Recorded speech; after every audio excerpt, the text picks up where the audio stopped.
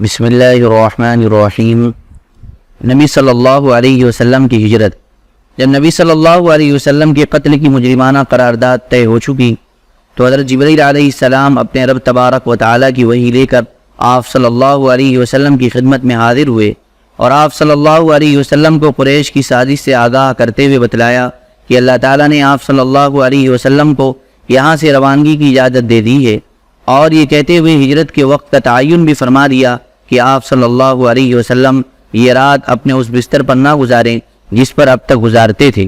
اس اطلاع کے بعد نبی صلی اللہ علیہ وسلم ٹھیک دوپہر کے وقت ابو بکر رضی اللہ تعالی عنہ کے گھر تشریف لے گئے تاکہ ان کے ساتھ ہجرت کے سارے پروگرام اور مرحلے طے فرما دے۔ حضرت عائشہ رضی اللہ عنہ کا بیان ہے کہ ٹھیک دوپہر کے وقت ہم لوگ ابو بکر رضی اللہ عنہ کے مکان میں بیٹھے تھے کہ کسی کہنے والے نے ابو بکر رضی اللہ عنہ سے کہا، یہ رسول اللہ صلی اللہ علیہ وسلم سر ڈھانکے تشریف لا رہے ہیں۔ یہ ایسا وقت تھا جس میں آپ صلی اللہ علیہ وسلم تشریف نہیں لایا کرتے تھے۔ ابو بکر رضی اللہ تعالی عنہ نے کہا، میرے ماں باپ آپ پر قربان، آپ صلی اللہ علیہ وسلم اس وقت کسی اہم معاملے ہی کی وجہ سے تشریف لائے ہیں۔ حضرت عائشہ رضی اللہ تعالیٰ عنہ بیان کرتی ہیں کہ رسول اللہ صلی اللہ علیہ وسلم تشریف لائے، اجازت طلب کی، آپ کو اجازت دی گئی اور آپ صلی اللہ علیہ وسلم اندر داخل ہوئے۔ پھر ابو بکر رضی اللہ تعالیٰ عنہ سے فرمایا، تمہارے پاس جو لوگ ہیں انہیں ہٹا دو۔ ابو بکر رضی اللہ تعالیٰ عنہ نے فرمایا، بس آپ کی اہل خانہ ہی ہیں۔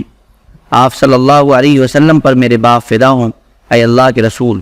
آپ صلی اللہ علیہ وسلم نے فرمایا، اچھا تو مجھے روانگی کی اجازت مل چکی ہے۔ ابو بکر رضی اللہ تعالیٰ عنہ نے کہا، ساتھ اے اللہ کے رسول صلی اللہ علیہ وسلم، میرے ماں باپ آپ پر فدا ہوں۔ رسول اللہ صلی اللہ علیہ وسلم نے فرمایا، ہاں۔ اس کے بعد ہجرت کا پروگرام طے کر کے رسول اللہ صلی اللہ علیہ وسلم اپنے گھر واپس تشریف لائے اور رات کی آمد کا انتظار کرنے لگے۔ رسول اللہ صلی اللہ علیہ وسلم کے مکان کا گھیراؤ۔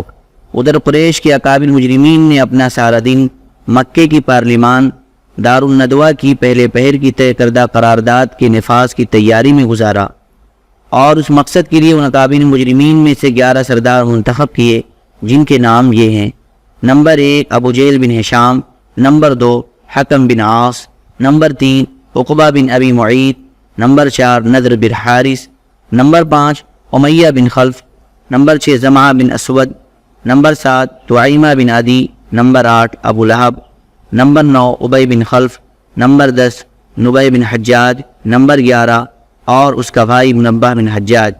ابن اسحاق کا بیان ہے کہ جب رات ذرا تاریک ہو گئی تو یہ لوگ گھات لگا کر نبی صلی اللہ علیہ وسلم کے دروازے پر بیٹھ گئے کہ آپ صلی اللہ علیہ وسلم سو جائیں تو یہ لوگ آپ پر ٹوٹ پڑیں۔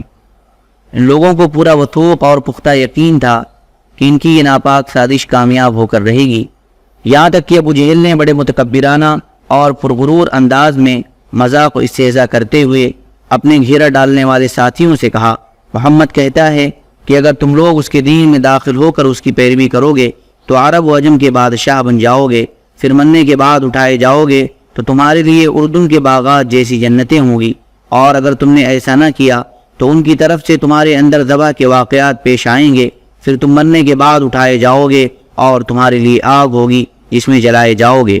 بہرحال اس سازش کے نفاذ کے لیے آدھی رات کے بعد کا وقت مقرر تھا، اس لیے یہ لوگ جاگ کر رات گزار رہے تھے اور وقت مقررہ کے منتظر تھے، لیکن اللہ اپنے کام پر غالب ہے، اس کے ہاتھ میں آسمانوں اور زمین کی بادشاہت ہے، وہ جو چاہتا ہے کرتا ہے، جسے بچانا چاہے کوئی اس کا بال بیکا نہیں کر سکتا، اور جسے پکڑنا چاہے کوئی اس کو بچا نہیں سکتا۔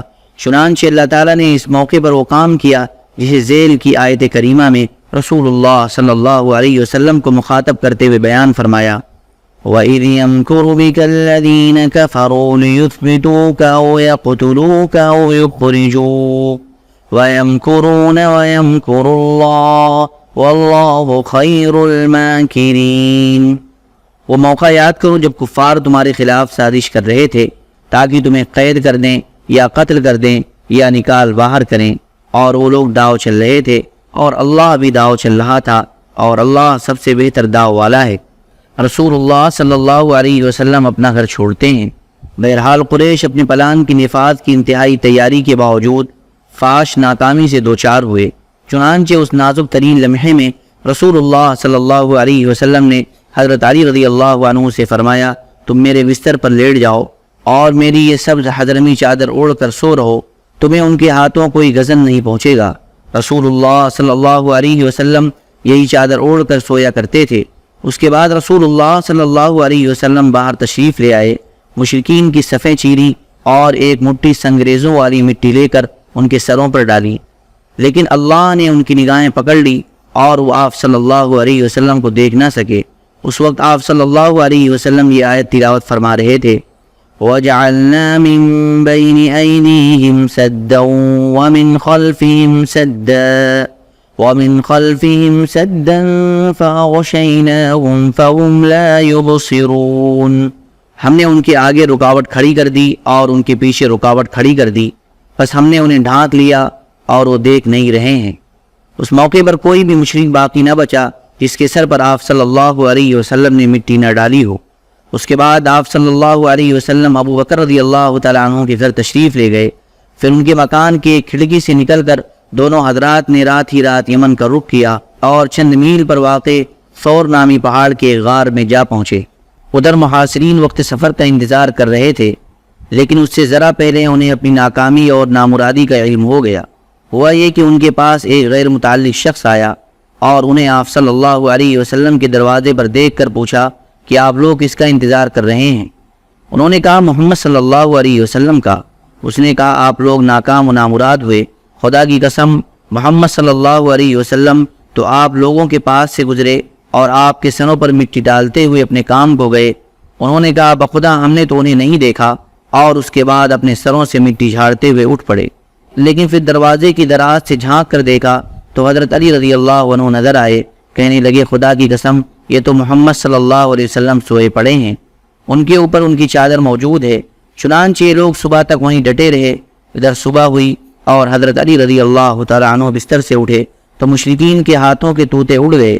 انہوں نے حضرت علی رضی اللہ تعالیٰ عنہ سے پوچھا کہ رسول اللہ صلی اللہ علیہ وسلم کہاں ہیں؟ حضرت علی رضی اللہ تعالیٰ عنہ نے کہا مجھے معلوم نہیں۔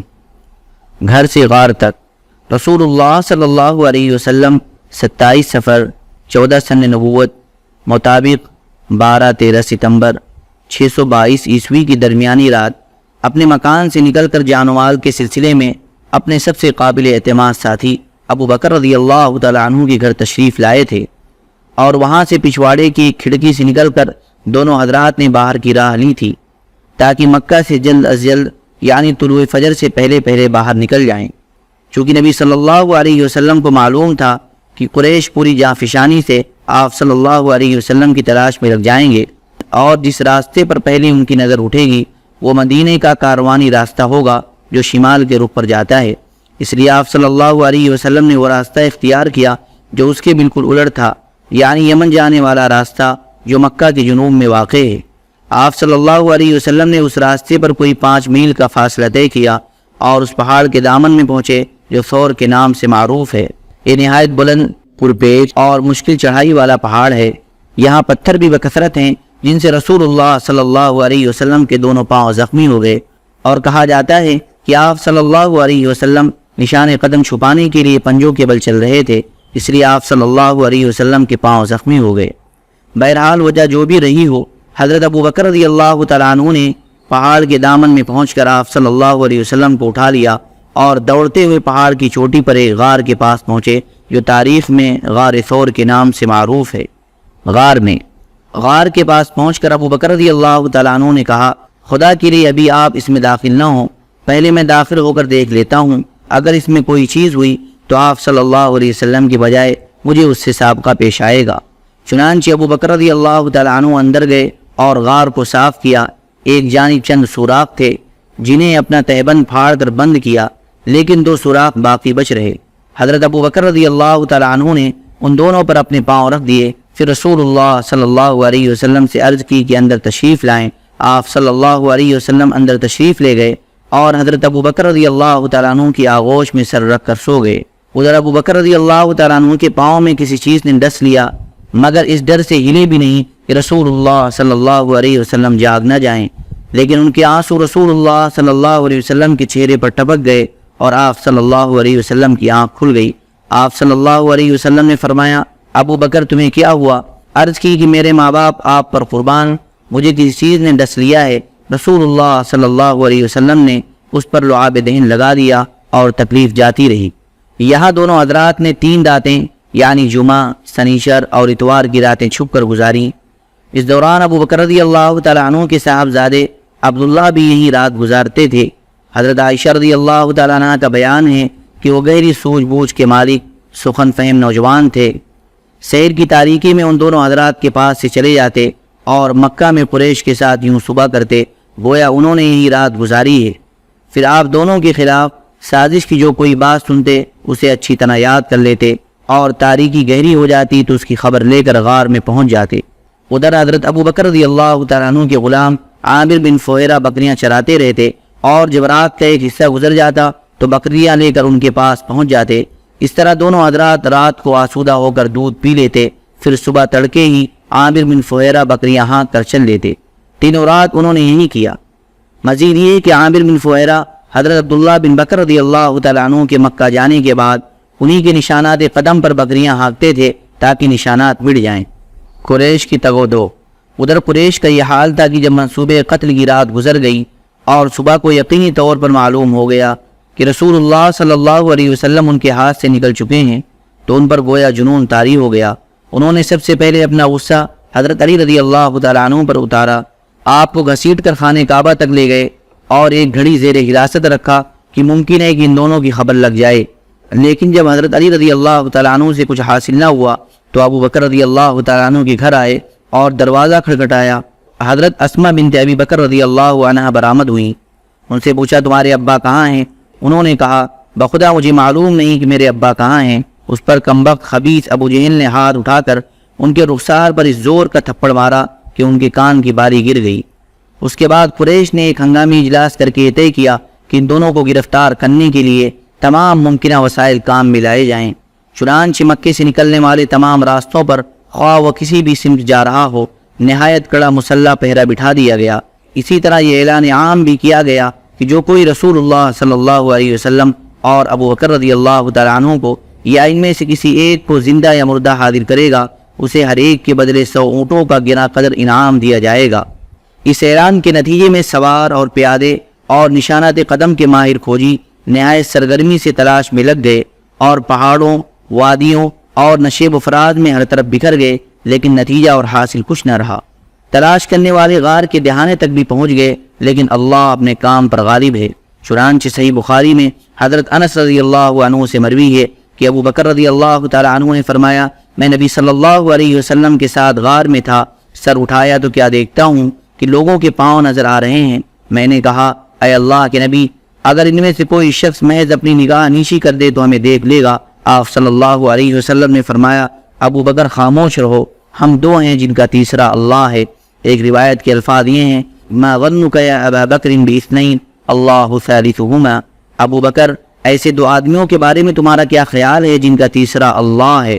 حقیقت یہ کہ ایک معجزہ تھا جس سے اللہ تعالیٰ نے اپنے نبی صلی اللہ علیہ وسلم کو مشرف فرمایا۔ چنانچہ تلاش کرنے والے اس وقت واپس چلے گئے جب آپ صلی اللہ علیہ وسلم کے درمیان اور ان کے درمیان چند قدم سے زیادہ فاصلہ باقی نہ رہ گیا تھا۔ مدینہ کی راہ میں جب جستجو کی آگ بجھ گئی، تلاش کی تگ و دو رک گئی اور 3 روز کی مسلسل اور بے نتیجہ دوڑ دھوپ کے بعد قریش کے جوش و جذبات سرد پڑ گئے تو رسول اللہ صلی اللہ علیہ وسلم اور حضرت ابو بکر رضی اللہ تعالی عنہ نے مدینہ کے لیے نکلنے کا عزم فرمایا۔ عبداللہ بن اریقط لیثی سے جو صحرائی اور بیابانی راستوں کا ماہر تھا پہلے ہی اجرت پر مدینہ پہنچانے کا معاملہ طے ہو چکا تھا۔ یہ شخص ابھی قریش کی ہی دین پر تھا لیکن قابل اطمینان تھا، اس لیے سواریاں اس کے حوالے کر دی گئی تھیں اور طے ہوا تھا کہ 3 راتیں گزر جانے کے بعد وہ دونوں سواریاں لے کر غار ثور پہنچ جائے گا۔ چنانچہ جب دوشنبہ کی رات آئی جو ربیع الاول 1 ہجری کی چاند رات تھی مطابق 16 ستمبر 622 عیسوی تو عبداللہ بن اریقط سواریاں لے کر آ گیا اور اسی موقع پر ابو بکر رضی اللہ تعالیٰ عنہ نے رسول اللہ صلی اللہ علیہ وسلم کی خدمت میں افضل ترین اونٹنی پیش کرتے ہوئے گزارش کی کہ آپ میری ان 2 سواریوں میں سے ایک قبول فرما لیں۔ رسول اللہ صلی اللہ علیہ وسلم نے فرمایا قیمتاً لوں گا۔ ادھر اسماء بنت ابی بکر رضی اللہ تعالیٰ عنہ بھی زاد سفر لے کر آئیں مگر اس میں لٹکانے والا بندھن لگانا بھول گئیں۔ جب روانگی کا وقت آیا اور حضرت اسما رضی اللہ تعالیٰ عنہ نے توشہ لٹکانا چاہا تو دیکھا کہ اس میں بندھن ہی نہیں ہے۔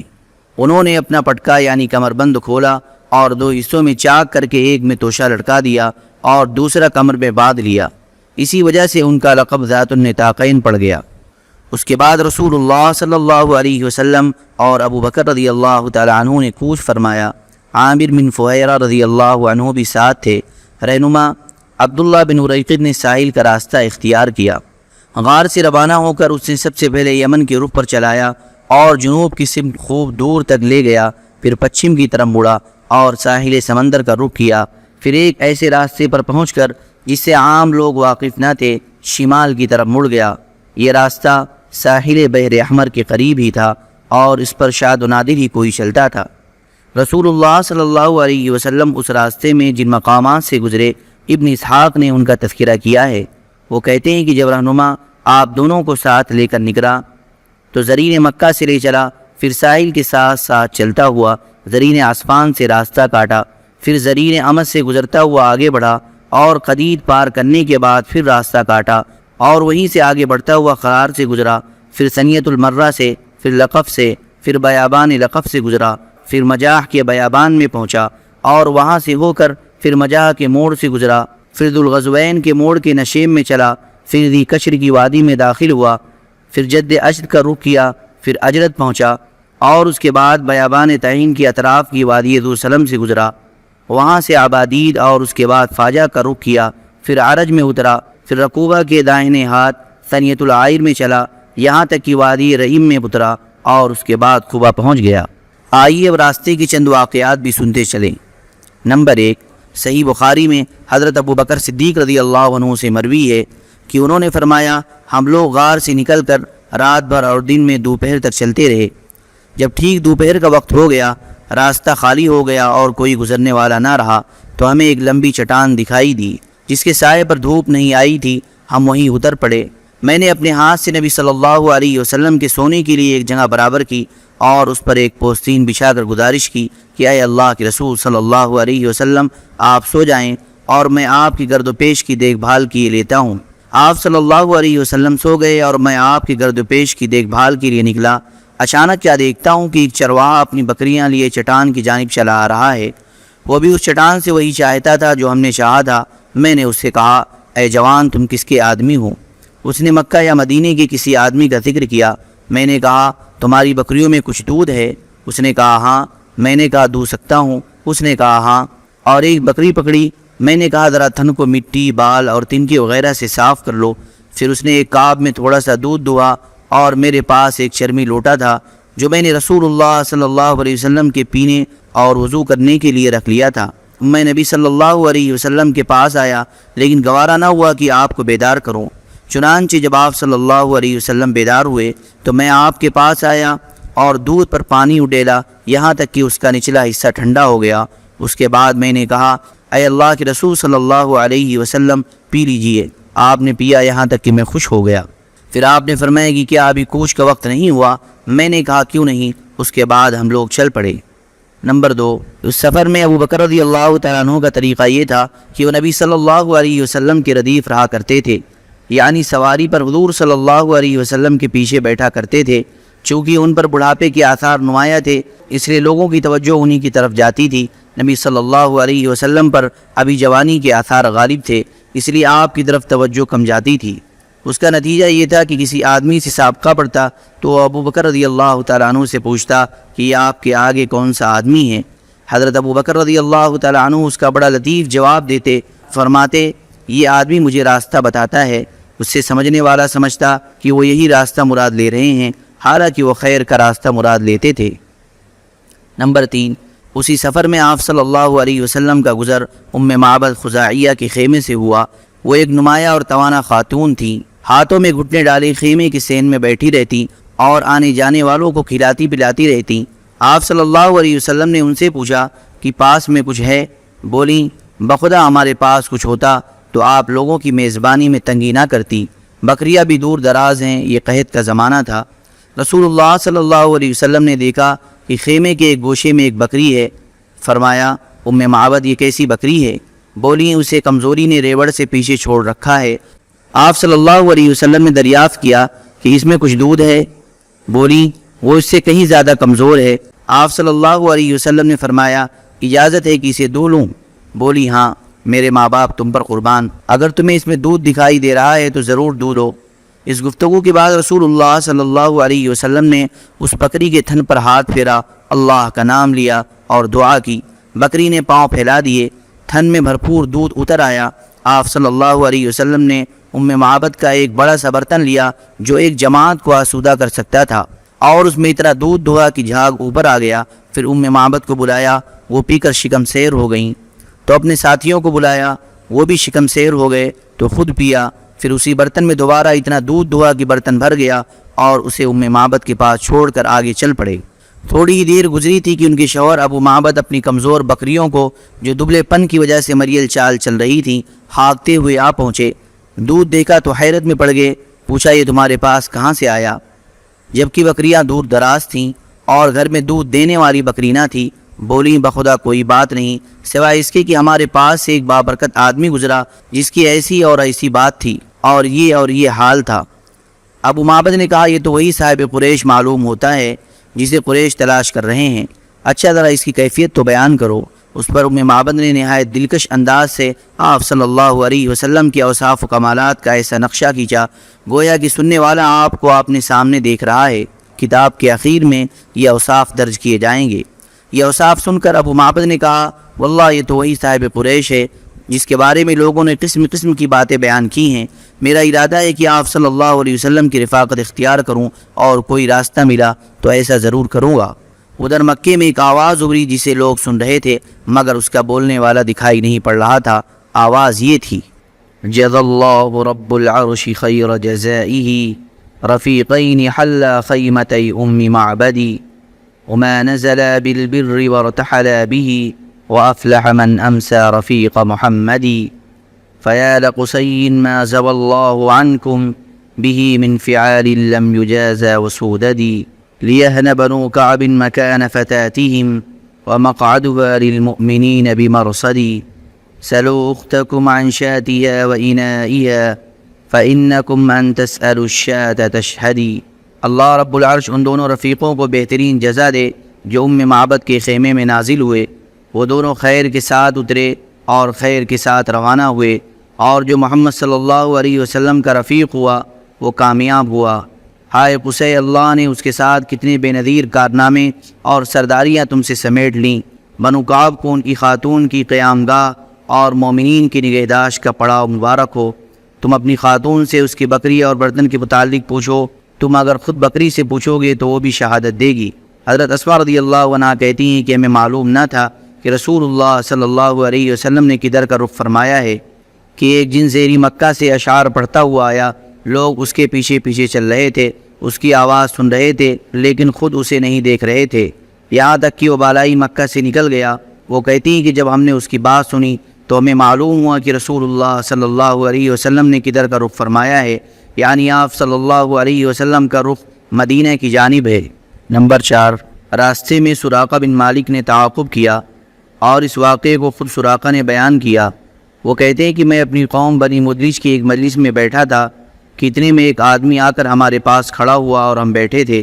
اس نے کہا اے سراقہ، میں نے ابھی ساحل کے پاس چند افراد دیکھے ہیں، میرا خیال ہے کہ یہ محمد صلی اللہ علیہ وسلم اور ان کے ساتھی ہیں۔ سراقہ کہتے ہیں کہ میں سمجھ گیا یہ وہی لوگ ہیں، لیکن میں نے اس آدمی سے کہا کہ یہ وہ لوگ نہیں ہیں بلکہ تم نے فلاں اور فلاں کو دیکھا ہے جو ہماری آنکھوں کے سامنے گزر کر گئے ہیں۔ پھر میں مجلس میں کچھ دیر تک ٹھہرا رہا، اس کے بعد اٹھ کر اندر گیا اور اپنی لوڑی کو حکم دیا کہ وہ میرا گھوڑا نکالے اور ٹیلے کے پیچھے روک کر میرا انتظار کرے۔ ادھر میں نے اپنا نیزہ لیا اور گھر کے پچھواڑے سے باہر نکلا۔ لاٹھی کا ایک سرا زمین پر گھسیٹ رہا تھا اور دوسرا اوپری سرا نیچے کر رکھا تھا۔ اس طرح میں اپنے گھوڑے کے پاس پہنچا اور اس پر سوار ہو گیا۔ میں نے دیکھا کہ وہ حسب معمول مجھے لے کر دوڑ رہا ہے، یہاں تک کہ میں ان کے قریب آ گیا۔ اس کے بعد گھوڑا مجھ سمیت پھسلا اور میں اس سے گر گیا۔ میں نے اٹھ کر ترکش کی طرف ہاتھ بڑھایا اور پانسے کے تیر نکال کر یہ جاننا چاہا کہ میں انہیں ضرر پہنچا سکوں گا یا نہیں، تو وہ تیر نکلا جو مجھے ناپسند تھا، لیکن میں نے تیر کی نافرمانی کی اور گھوڑے پر سوار ہو گیا۔ وہ مجھے لے کر دوڑنے لگا، یہاں تک کہ جب میں رسول اللہ صلی اللہ علیہ وسلم کی قرت سن رہا تھا اور آپ التفات نہیں فرماتے تھے، جبکہ ابو بکر بار بار مڑ کر دیکھ رہے تھے، تو میرے گھوڑے کے اگلے دونوں پاؤں زمین میں دھس گئے، یہاں تک کہ گھٹنوں تک جا پہنچے اور میں اس سے گر گیا۔ پھر میں نے اسے ڈانٹا تو اس نے اٹھنا چاہا، لیکن وہ اپنے پاؤں بمشکل نکال سکا۔ بہرحال جب وہ سیدھا کھڑا ہوا تو اس کے پاؤں کے نشان سے آسمان کی طرف دھوئیں جیسا غبار اڑ رہا تھا۔ میں نے پھر پانسے کے تیر سے قسمت معلوم کی، پھر وہی تیر نکلا جو مجھے ناپسند تھا۔ اس کے بعد میں نے امان کے ساتھ انہیں پکارا تو وہ لوگ ٹھہر گئے، اور میں اپنے گھوڑے پر سوار ہو کر ان کے پاس پہنچا۔ جس وقت میں ان سے روک دیا گیا تھا، اسی وقت میرے دل میں بات بیٹھ گئی تھی کہ رسول اللہ صلی اللہ علیہ وسلم کا معاملہ غالب آ کر رہے گا۔ چنانچہ میں نے آپ صلی اللہ علیہ وسلم سے کہا کہ آپ کی قوم نے آپ کے بدلے دیت کا انعام رکھا ہے، اور ساتھ ہی میں نے لوگوں کے عزائم سے آپ صلی اللہ علیہ وسلم کو آگاہ کیا اور توشہ اور ساز و سامان کی بھی پیشکش کی، مگر انہوں نے میرا کوئی سامان نہیں لیا اور نہ مجھ سے کوئی سوال کیا، صرف اتنا کہا کہ ہمارے متعلق رازداری برتنا۔ میں نے آپ صلی اللہ علیہ وسلم سے گزارش کی کہ آپ مجھے کوئی پروان امن لکھ دیں۔ آپ صلی اللہ علیہ وسلم نے عامر بن فہیرہ کو حکم دیا اور انہوں نے چمڑے کے ایک ٹکڑے پر لکھ کر میرے حوالے کر دیا۔ پھر رسول اللہ صلی اللہ علیہ وسلم آگے بڑھ گئے۔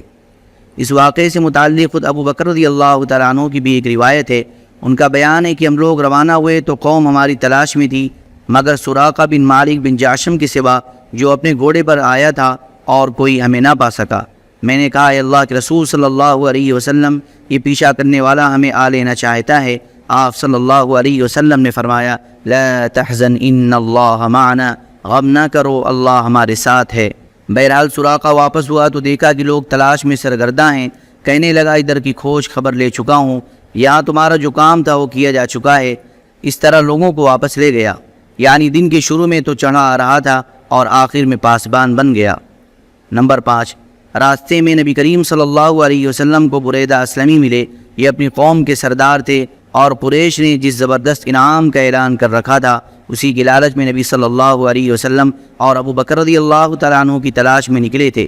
لیکن جب رسول اللہ صلی اللہ علیہ وسلم سے سامنا ہوا اور بات چیت ہوئی تو نغد دل دے بیٹھے اور اپنی قوم کے 70 آدمیوں سمیت وہیں مسلمان ہو گئے۔ پھر اپنی پگڑی اتار کر نیزے سے باندھ لی، جس کا سفید پھریرا ہوا میں لہراتا اور بشارت سناتا تھا کہ امن کا بادشاہ، صلح کا حامی، دنیا کو عدالت و انصاف سے بھرپور کرنے والا تشریف لا رہا ہے۔ نمبر 6، راستے میں نبی صلی اللہ علیہ وسلم کو حضرت زبیر بن عوام رضی اللہ تعالیٰ عنہ ملے۔ یہ مسلمانوں کے ایک تجارت پیشہ گروہ کے ساتھ ملک شام سے واپس آ رہے تھے۔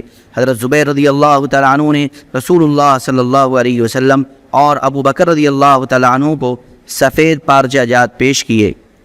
قباء میں تشریف آوری۔ دوشنبہ 8 ربیع الاول سن 14 نبوت، یعنی سن 1 ہجری مطابق 23 ستمبر 622 عیسوی کو رسول اللہ صلی اللہ علیہ وسلم قباء میں وارد ہوئے۔ حضرت عروہ بن زبیر رضی اللہ تعالیٰ عنہ کا بیان ہے کہ مسلمانان مدینہ نے مکہ سے رسول اللہ صلی اللہ علیہ وسلم کی روانگی کی خبر سن لی تھی، اس لیے لوگ روزانہ صبح حرہ کی طرف نکل جاتے اور آپ کی راہ تکتے رہتے۔ جب دوپہر کو دھوپ سخت ہو جاتی تو واپس چلے آتے۔ ایک روز طویل انتظار کے بعد لوگ اپنے اپنے گھروں کو پہنچ چکے تھے کہ ایک یہودی نے اپنے کسی ٹیلے پر کچھ دیکھنے کے لیے چڑھا۔ کیا دیکھتا ہے کہ رسول اللہ صلی اللہ علیہ وسلم اور آپ کے رفقا سفید کپڑوں میں ملبوس، جن سے چادریں چھٹک رہی تھی، تشریف لا رہے ہیں۔ اس نے بے خود ہو کر نہایت بلند آواز سے کہا، عرب کے لوگوں، یہ رہا تمہارا نصیب جس کا تم انتظار کر رہے تھے۔ یہ سنتے ہی مسلمان ہتھیاروں کی طرف دوڑ پڑے اور ہتھیار سج دھج کر استقبال کے لیے امٹ پڑے۔ ابن قیم کہتے ہیں کہ اس کے ساتھ ہی بنی عمرو بن عوف یعنی ساکنان قباء میں شور بلند ہوا اور تکبیر سنی گئی۔ مسلمان آپ صلی اللہ علیہ وسلم کی آمد کی خوشی میں نعرے تکبیر بلند کرتے ہوئے استقبال کے لیے نکل پڑے۔ پھر آپ صلی اللہ علیہ وسلم سے مل کر تحیہ نبوت پیش کیا اور گرد و پیش پروانوں کی طرح جمع ہو گئے۔ اس وقت آپ صلی اللہ علیہ وسلم پر سکینت چھائی ہوئی تھی اور یہ وحی نازل ہو رہی تھی۔ فَإِنَّ اللَّهَ هُوَ مَوْلَاهُ وَجِبْرِيلُ وَصَالِحُ الْمُؤْمِنِينَ وَالْمَلَائِكَةُ بَعْدَ ذَلِكَ ظَهِيرٌ۔ اللہ مولا ہے اور جبریل علیہ السلام اور صالح مومنین بھی، اور اس کے بعد فرشتے آپ کے مددگار ہیں۔ حضرت عروہ بن زبیر رضی اللہ تعالیٰ عنہ کا بیان ہے کہ لوگوں سے ملنے کے بعد آپ ان کے ساتھ داہنی جانب مڑے اور بنی عمرو بن عوف میں تشریف لائے۔ یہ دوشنبہ کا دن اور ربیع الاول کا مہینہ تھا۔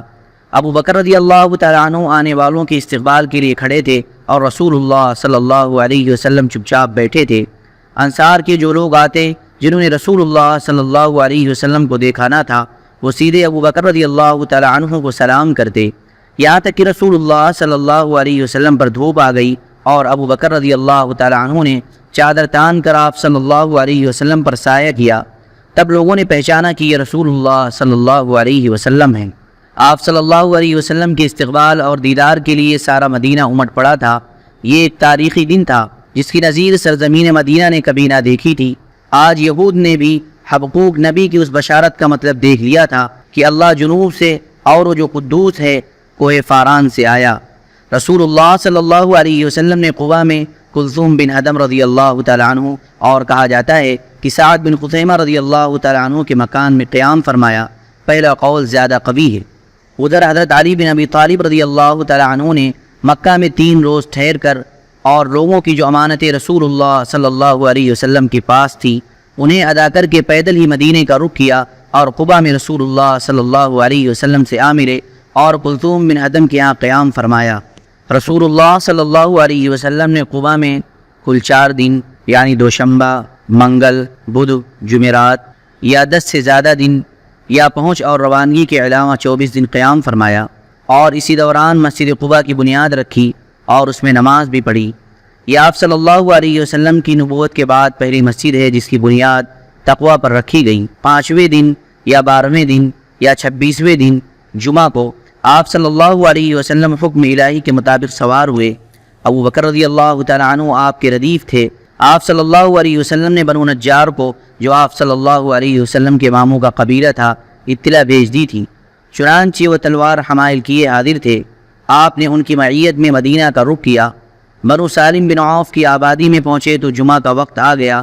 آپ صلی اللہ علیہ وسلم نے بطن وادی میں اس مقام پر جمعہ پڑھا جہاں اب مسجد ہے۔ کل 100 آدمی تھے۔ مدینہ میں داخلہ۔ جمعہ کے بعد نبی صلی اللہ علیہ وسلم مدینہ تشریف لے گئے اور اسی دن سے اس شہر کا نام یثرب کے بجائے مدینہ الرسول، شہر رسول صلی اللہ علیہ وسلم پڑ گیا، جسے مختصراً مدینہ کہا جاتا ہے۔ یہ نہایت تابناک تاریخی دن تھا۔ گلی کوچے تقدیس و تحمید کے کلمات سے گونج رہے تھے اور انصار کی بچیاں خوشی و مسرت سے ان اشعار کے نغمے بکھیر رہی تھیں۔ اشرق البدر علینا من ثنیات الوداع، ان پہاڑوں سے جو ہیں سوئے جنوب 14ویں کا چاند ہے ہم پر چڑھا۔ وجب الشکر علینا ما دعا للہ داع، کیسا عمدہ دین اور تعلیم ہے، شکر واجب ہے ہمیں اللہ کا۔ ایھا المبعوث فینا جئت بالامر المطاع، ہے اطاعت فرض تیرے حکم کی، بھیجنے والا ہے تیرا کبریا۔ انصار اگرچہ بڑے دولت مند نہ تھے لیکن ہر ایک کی یہی آرزو تھی کہ رسول اللہ صلی اللہ علیہ وسلم اس کے یہاں قیام فرمائیں۔ چنانچہ آپ صلی اللہ علیہ وسلم انصار کے جس مکان یا محلے سے گزرتے وہاں کے لوگ آپ کی اونٹنی کی نکیل پکڑ لیتے اور عرض کرتے کہ تعداد و سامان اور ہتھیار و حفاظت فرش راہ ہیں، تشریف لائیے، مگر آپ صلی اللہ علیہ وسلم فرماتے کہ اونٹنی کی راہ چھوڑ دو، یہ اللہ کی طرف سے معمور ہے۔ چنانچہ اونٹنی مسلسل چلتی رہی اور اس مقام پر پہنچ کر بیٹھی جہاں آج مسجد نبوی ہے، لیکن آپ صلی اللہ علیہ وسلم نیچے نہیں اترے، یہاں تک کہ وہ اٹھ کر تھوڑی دور گئی، پھر مڑ کر دیکھنے کے بعد پلٹ آئی اور اپنی پہلی جگہ بیٹھ گئی۔ اس کے بعد آپ صلی اللہ علیہ وسلم نیچے تشریف لائے۔ یہ آپ صلی اللہ علیہ وسلم کے ننیال والوں یعنی بنو نجار کا محلہ تھا اور یہ اونٹنی کے لیے محض توفیق الہی تھی، کیونکہ آپ صلی اللہ علیہ وسلم ننیال میں قیام فرما کر ان کی عزت افزائی کرنا چاہتے تھے۔ اب بنو نجار کے لوگوں نے اپنے اپنے گھر لے جانے کے لیے رسول اللہ صلی اللہ علیہ وسلم سے عرض معروض شروع کی، لیکن ابو ایوب انصاری رضی اللہ تعالیٰ عنہ نے لپک کر کجاوا اٹھا لیا اور اپنے گھر لے کر چلے گئے۔ اس پر رسول اللہ صلی اللہ علیہ وسلم فرمانے لگے، آدمی اپنے کجاوے کے ساتھ ہے۔ ادھر حضرت اسعد بن زرارہ رضی اللہ تعالیٰ عنہ نے آ کر اونٹنی کی نکیل پکڑی، چنانچہ یہ اونٹنی انہی کے پاس رہی۔ صحیح بخاری میں حضرت انس رضی اللہ تعالیٰ عنہ سے مروی ہے کہ نبی صلی اللہ علیہ وسلم نے فرمایا، ہمارے کس آدمی کا گھر زیادہ قریب ہے؟ حضرت ابو ایوب انصاری رضی اللہ تعالیٰ عنہ نے کہا، میرا اے اللہ کے رسول، یہ رہا میرا مکان اور یہ رہا میرا دروازہ۔ آپ صلی اللہ علیہ وسلم نے فرمایا، جاؤ اور ہمارے لیے قیلولہ کی جگہ تیار کر دو۔ انہوں نے عرض کی، آپ دونوں حضرات تشریف لے چلیں، اللہ برکت دے۔ چند دن بعد آپ صلی اللہ علیہ وسلم کی زوجہ محترمہ ام المؤمنین حضرت سودہ رضی اللہ عنہا اور آپ صلی اللہ علیہ وسلم کی دونوں صاحبزادیاں حضرت فاطمہ اور ام کلثوم اور حضرت اسامہ بن زید اور ام ایمن بھی آ گئیں۔ ان سب کو حضرت عبداللہ بن ابی بکر رضی اللہ تعالیٰ عنہ آل ابی بکر کے ساتھ، جن میں حضرت عائشہ رضی اللہ تعالیٰ عنہا بھی تھی، لے کر آئے تھے۔ البتہ نبی صلی اللہ علیہ وسلم کی ایک صاحبزادی حضرت زینب رضی اللہ عنہا حضرت ابو العاص کے پاس باقی رہ گئی، انہوں نے آنے نہیں دیا اور وہ جنگ بدر کے بعد تشریف لا سکی۔ حضرت عائشہ رضی اللہ تعالیٰ عنہ کا بیان ہے کہ رسول اللہ صلی اللہ علیہ وسلم مدینہ تشریف لائے تو حضرت ابو بکر اور حضرت بلال رضی اللہ عنہما کو بخار آ گیا۔ میں نے ان کی خدمت میں حاضر ہو کر دریافت کیا کہ ابا جان آپ کا کیا حال ہے، اور اے بلال آپ کا کیا حال ہے؟ وہ فرماتی ہے کہ جب حضرت ابو بکر رضی اللہ تعالیٰ عنہ کو بخار آتا تو یہ شعر پڑھتے: کل امرئ مصبح فی اہلہ والموت ادنی من شراک نعلہ۔ ہر آدمی سے اس کے اہل کے اندر صبح خیر کہا جاتا ہے، حالانکہ موت اس کے جوتے کے تسمے سے بھی زیادہ قریب ہے۔ اور حضرت بلال رضی اللہ تعالیٰ عنہ کی حالت کچھ سنبھلتی تو اپنی کربناک آواز بلند کرتے اور کہتے: الا لیت شعری هل ابیتن لیلتا بواد وحولی اذخر وجلیل وهل اردن یوما میاہ مجنت وهل یبدون لی شامت وطفیل۔ کاش میں جانتا کہ کوئی رات وادی یعنی مکہ میں گزار سکوں گا، اور میرے گرد اذخر اور جلیل گھاس ہوں گی، اور کیا کسی دن مجنہ کے چشمے پر وارد ہو سکوں گا، اور مجھے شامہ اور طفیل پہاڑ دکھلائی پڑیں گے۔ حضرت عائشہ رضی اللہ تعالیٰ عنہ کہتی ہیں کہ میں نے رسول اللہ صلی اللہ علیہ وسلم کی خدمت میں حاضر ہو کر اس کی خبر دی تو آپ صلی اللہ علیہ وسلم نے فرمایا: اے اللہ، ہمارے نزدیک مدینہ کو اسی طرح محبوب کر دے جیسے مکہ محبوب تھا یا اس سے بھی زیادہ، اور مدینہ کی فضا صحت بخش دے، اور اس کے سا اور مد یعنی غلے کے پیمانوں میں برکت دے، اور اس کا بخار منتقل کر کے جحفہ پہنچا دے۔ اللہ نے آپ صلی اللہ علیہ وسلم کی دعا سن لی اور حالات بدل گئے۔ یہاں تک حیات طیبہ کی ایک قسم اور اسلامی دعوت کا ایک دور یعنی مکی دور پورا ہو جاتا ہے۔ اللہم صلی علی سیدنا وحبیبنا ومحبوبنا ومولانا محمد وبارک وسلم۔ سبحان ربک رب العزة عما یصفون وسلام علی المرسلین والحمد للہ رب العالمین۔